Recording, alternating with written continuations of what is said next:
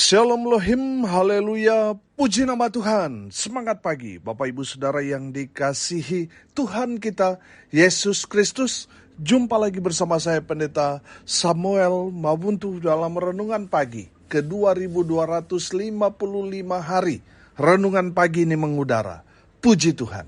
Bapak Ibu Saudara yang dikasihi Tuhan, sebelum kita membaca, mendengarkan dan merenungkan firman Tuhan hari ini, mari kita berdoa.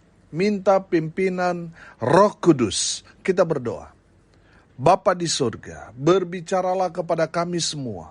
Pakai firman Tuhan ini untuk menegur kami, menasihati kami, meneguhkan iman percaya kami, dan memberkati kami semua. Di dalam nama Tuhan Yesus yang adalah firman Allah yang hidup, kami berdoa. Amin. Haleluya.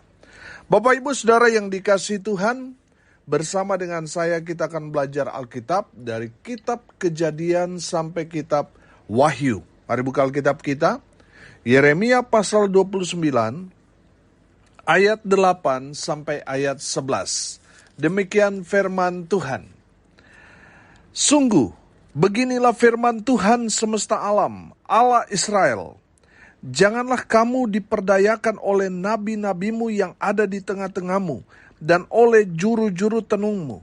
Dan janganlah kamu dengarkan mimpi-mimpi yang mereka mimpikan. Sebab mereka bernubuat palsu kepadamu demi namaku. Aku tidak mengutus mereka. Demikianlah firman Tuhan. Sebab beginilah firman Tuhan. Apabila telah genap 70 tahun bagi Babel, barulah aku memperhatikan kamu. Aku akan menepati janjiku itu kepadamu dengan mengembalikan kamu ke tempat ini. Sebab aku ini mengetahui rancangan-rancangan apa yang ada padaku mengenai kamu. Demikianlah firman Tuhan, yaitu rancangan damai sejahtera dan bukan rancangan kecelakaan, untuk memberikan kepadamu hari depan yang penuh harapan. Amin. Haleluya. Bapak Ibu Saudara yang dikasihi Tuhan, firman Tuhan ini adalah nubuatan yang disampaikan Nabi Yeremia yang berasal dari Tuhan Allah Israel itu sendiri. Sehingga Yeremia menyampaikan nubuatan ini kepada umat Tuhan. Bahwa mereka kalau tidak bertobat dari dosa-dosa mereka, maka Tuhan akan membuang mereka di Babel selama 70 tahun lamanya. Saudara yang dikasihi Tuhan, kalau umat Tuhan, mereka tidak mendengarkan firman Tuhan, mereka masih hidup dalam dosa, melakukan banyak kejahatan, mereka tidak beribadah kepada Allah yang benar, maka Tuhan akan menyerahkan umat Tuhan di dalam pembuangan di Babel selama 70 tahun lamanya. Sebelum 70 tahun itu selesai, umat Tuhan tidak akan keluar dari Babel. Nah, rupanya umat Tuhan mendengar firman Tuhan yang disampaikan oleh Nabi Yeremia, mereka mulai ketakutan. Makanya saudara, mereka mencari pembanding. Mereka mencari second opinion. Nah, mereka mengumpulkan nabi-nabi yang ada di Yehuda pada saat itu. Saudara, mereka mengumpulkan nabi-nabi palsu itu untuk mendengarkan nubuatan-nubuatan yang bertentangan dengan apa yang disampaikan Nabi Yeremia kepada mereka. Dengan harapan apa yang dikatakan nabi-nabi palsu itu dapat mengkanter apa yang sudah disampaikan Nabi Yeremia, bahwa umat Tuhan akan dibuang ke Babel selama 70 tahun. Saudara yang dikasihi Tuhan, apa yang disampaikan nabi-nabi palsu kepada umat Tuhan itu hanya memberi harapan palsu kepada Yehuda, kepada umat Tuhan pada saat itu. Nah, saudara yang dikasihi Tuhan, perhatikan di dalam ayat 8. Sungguh, beginilah firman Tuhan semesta alam, Allah Israel, janganlah kamu diperdayakan oleh nabi-nabimu, yang ada di tengah-tengahmu dan oleh juru-juru tenungmu. Dan janganlah kamu dengarkan mimpi-mimpi yang mereka impikan. Sebab mereka bernubuat palsu kepadamu demi namaku. Aku tidak mengutus mereka. Demikianlah firman Tuhan. Saudara yang dikasihi Tuhan, saya menangkap pesan dari firman Tuhan ini, bahwa umat Tuhan jangan gampang percaya kepada hamba Tuhan yang mengatakan sesuatu yang seolah-olah, wah ini bagus buat kita. Nah, saudara yang dikasihi Tuhan, selalu saya bilang, kita harus selalu baca firman Tuhan, supaya kita tahu kebenaran. Sehingga di saat ada dalam tanda kutip hamba Tuhan yang menyampaikan firman Tuhan, kita dapat mengenal ini firman Tuhan yang benar-benar dari Tuhan, firman Tuhan yang mengajarkan kebenaran kepada kita, dan mana yang firman Tuhan yang sudah dibelokkan, mana firman Tuhan yang sudah dikaburkan.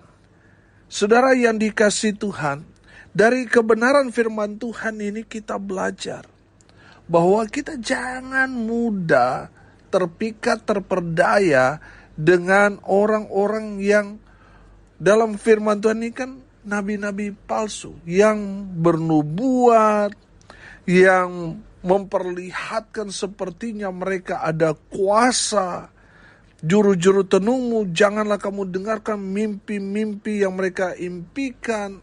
Artinya saudara, kita harus waspada bahwa ini adalah tanda-tanda akhir zaman. Banyak juga nabi-nabi palsu atau hamba-hamba Tuhan palsu yang kelihatannya mereka bisa melakukan mujizat ini dan itu. Wah, mereka bisa tahu masa depan kita dan sebagainya. Saudara, hati-hati. Karena kalau kita terperdaya, terpikat, maka kita akan masuk perangkap dan kita akhirnya dicampakkan. Kita akhirnya binasa karena kita berhasil masuk perangkap iblis. Kita percaya kepada nubuatan nabi-nabi palsu yang menyesatkan, akhirnya kita binasa. Nah, saudara yang dikasihi Tuhan, kita tahu bahwa nubuatan Tuhan melalui Nabi Yeremia itu kan ditujukan kepada umat Tuhan karena mereka telah melakukan dosa. Dan akibat dosa yang mereka lakukan, yaitu mereka tidak mau mendengarkan firman Tuhan, mereka masih hidup dalam dosa, mereka tidak beribadah kepada Tuhan, akhirnya mereka harus membayar dengan harga yang mahal, yaitu dibuang di Babel selama 70 tahun.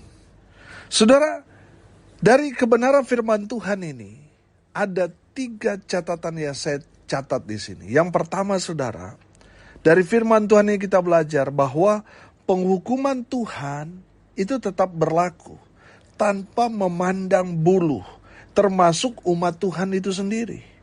Kalau umat Tuhan bersalah, berdosa, kompromi dengan kejahatan, dengan dosa, mereka akan dihukum.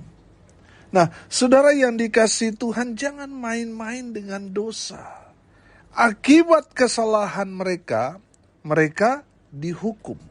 Mereka dibuang ke Babel. Saudara yang dikasihi Tuhan mungkin sudah berkata, saya kan orang Kristen. Saya mati pasti langsung masuk surga. Tidak ada penghukuman bagi orang Kristen dan sebagainya. Tunggu dulu saudara. Saudara lihat firman Tuhan ini. Mereka ini umat Tuhan. Amin. Mereka ini umat Tuhan. Saudara, tapi ketika mereka kompromi dengan dosa, Tuhan gak main-main. Tuhan itu Allah yang Maha Kudus. Dia gak mau kompromi dengan dosa. Siapa yang berdosa, dia harus dihukum. Makanya saudara yang dikasihi Tuhan, kita harus menjaga hidup kita supaya tetap berkenan di hadapan Tuhan. Saudara, kita sudah mendapat pengampunan dari Tuhan, jangan lagi berbuat dosa. Memang saudara, kita manusia sering jatuh bangun dalam dosa, tetapi itu jangan jadikan alasan. Oh, karena kita manusia makanya ya normal lah Pak Pendeta kalau saya jatuh dalam dosa. Nah, kalau kita memiliki pikiran seperti itu, akhirnya apa saudara? Kita menghalalkan dosa. Hati-hati saudara. Bapak ibu saudara yang dikasihi Tuhan, jangan main-main dengan dosa. Saudara lihat, karena dosa yang mereka lakukan, walaupun mereka umat Tuhan, kesayangan Tuhan, tapi Tuhan tidak mau kompromi. Tuhan hukum mereka karena hidup dalam dosa. Yang kedua saudara, dari firman Tuhan ini kita belajar, ada 70 tahun mereka harus tinggal di Babel sebagai orang-orang buangan. Saudara, saya menangkap di sini itu bicara waktu Tuhan. Amin. Saudara, semua ada waktu Tuhan. Amin. Sebelum 70 tahun umat Tuhan ada dalam pembuangan, maka mereka gak akan bisa keluar. Nanti pas 70 tahun, umat Tuhan akan keluar dari pembuangan di Babel. Saudara yang dikasihi Tuhan, ini bicara waktu Tuhan. Saudara, kalau sekarang ini belum waktunya Tuhan beracara dalam kehidupan saudara, ya tetap jalani hidup ini dengan setia. Amin.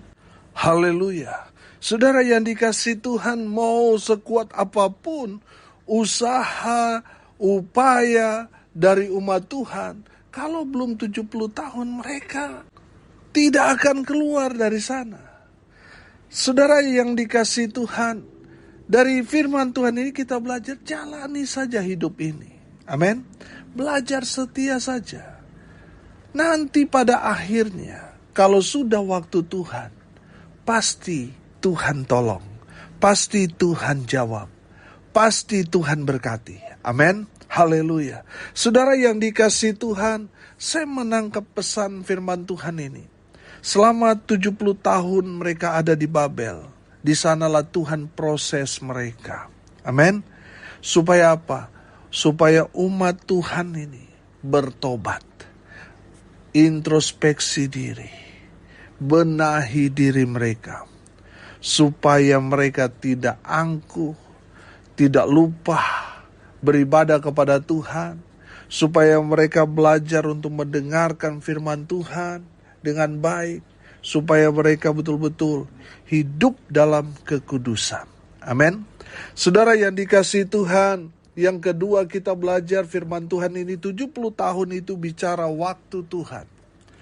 Kalau belum waktu Tuhan, saudara mau berusaha, mau berupaya sebekuat apapun, sebesar apapun, kekuatan saudara itu semua tidak ada artinya. Tapi kalau sudah waktunya, maka saudara akan melihat semua Tuhan akan lancarkan. Amin.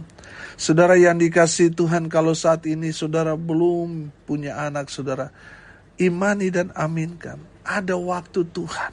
Dan waktu Tuhan itu pasti indah pada waktunya. Amin. Saudara, kalau belum saatnya saudara memiliki mobil, sepeda motor, rumah dan sebagainya, saudara, jangan kecewa dengan Tuhan. Jalani saja hidup ini dengan setia. Amin. Benahi diri saudara. Kalau saat ini saudara ada di dalam penjara, saudara yang dikasihi Tuhan, jangan marah kepada Tuhan, jangan protes. Mari belajar. Jalani hidup ini dengan setia. Amin.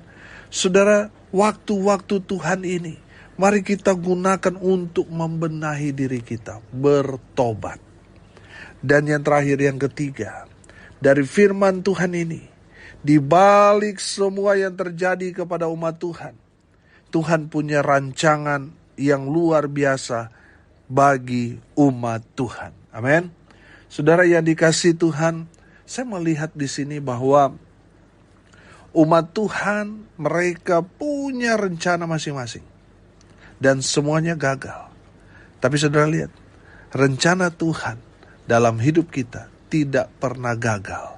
Usaha upaya kita manusia gagal. Kita mau ini dan itu, tapi semuanya gagal. Tapi saya mau bilang, rencana Tuhan dalam hidup saudara dan saya tidak pernah gagal. Amin. Tidak pernah gagal. Haleluya.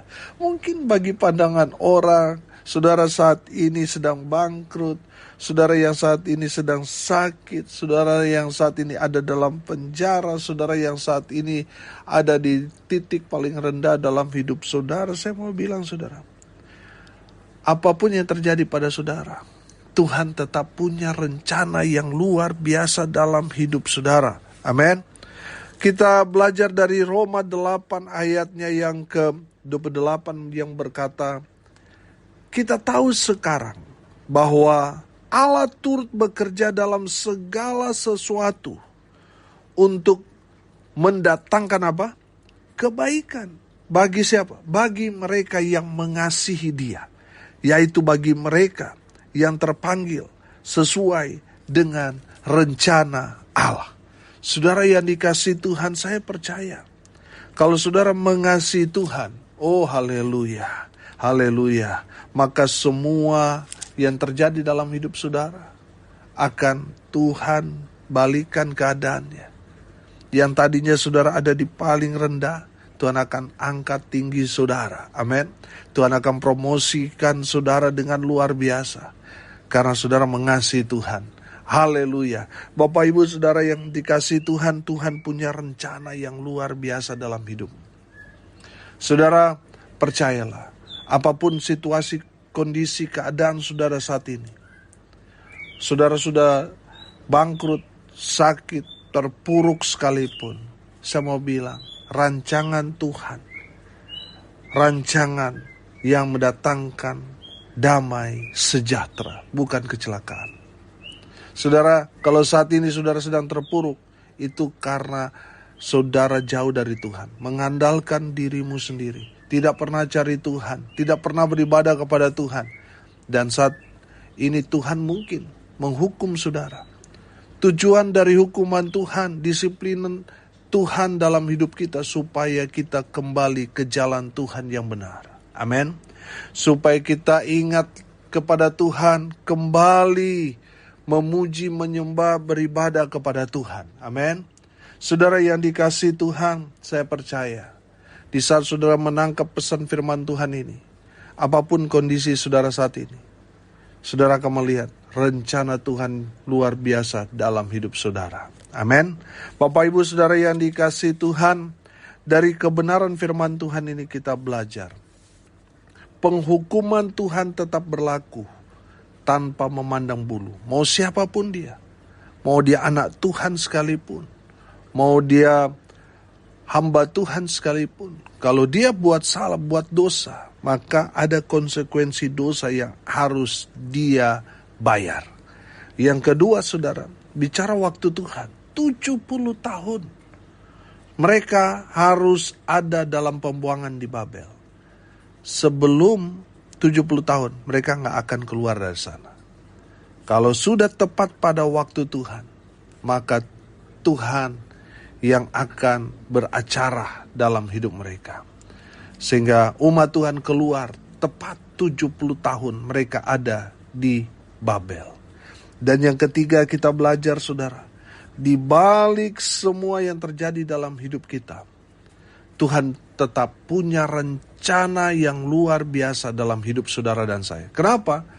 Tuhan punya rencana yang luar biasa dalam hidup kita, padahal kita sering kali gagal. Karena saudara dan saya, anak-anak Tuhan. Amin. Tuhan Yesus mengasihi saudara dan saya. Haleluya. Mari kita berdoa. Terima kasih Bapa di surga sudah berbicara kepada kami semua. Berkati semua pendengar dimanapun mereka berada. Tuhan memberkati hidup mereka. Rumah tangga mereka diberkati. Usaha pekerjaan pelayanan mereka dibuat beruntung, berhasil dalam segala hal. Mereka yang sakit Tuhan sembuhkan. Mereka yang lemah Tuhan kuatkan. Hibur mereka yang berduka cita. Dan berkati mereka yang hari ini berulang tahun. Tuhan Yesus memberkati mereka. Hamba berdoa, biarlah berkat Tuhan turun memenuhi semua pendengar. Bapak Ibu Saudara yang dikasihi Tuhan, arahkanlah hatimu kepada Tuhan dan terimalah berkat dari Tuhan Yesus. Tuhan memberkati engkau dan melindungi engkau. Tuhan menyinari engkau dengan wajah-Nya dan memberi engkau kasih karunia. Tuhan menghadapkan wajah-Nya kepadamu dan memberi engkau damai sejahtera. Di dalam nama Tuhan Yesus, sumber segala berkat. Bapak Ibu Saudara yang percaya, diberkati Tuhan, katakan amin. Puji Tuhan. Haleluya. Bapak Ibu Saudara yang dikasih Tuhan, saudara yang mau didoakan, saudara yang tinggal seputaran Bali, hubungi di nomor WA 085338176267. Maka kami akan berkunjung kepada saudara dan mendoakan saudara. Kami percaya mujizat masih terjadi sampai sekarang ini. Saudara yang mau didoakan, hubungi WA yang sudah saya sebutkan tadi. Saya ulangi, 085338176267. Bagi saudara yang tinggal seputaran Bali, hubungi WA saya dan kami akan datang ke rumah saudara untuk mendoakan saudara. Mujizat masih terjadi sampai sekarang ini. Salam kasih dari Bali. Saya Pendeta Samuel Mabuntu. Sampai jumpa besok pagi. Tuhan Yesus memberkati kita semua. Haleluya.